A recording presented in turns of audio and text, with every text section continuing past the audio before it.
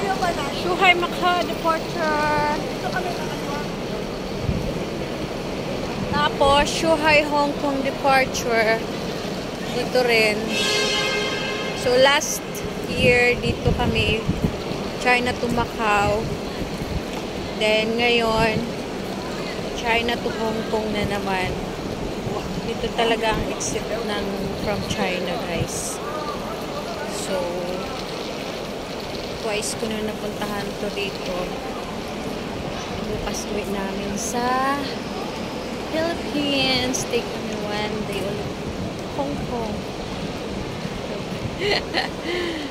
Wala pa more. Tingnan mo yun, oh. Ah, ayan.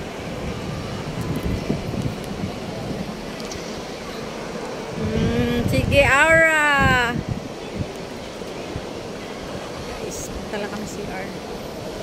Wala yung lakad namin.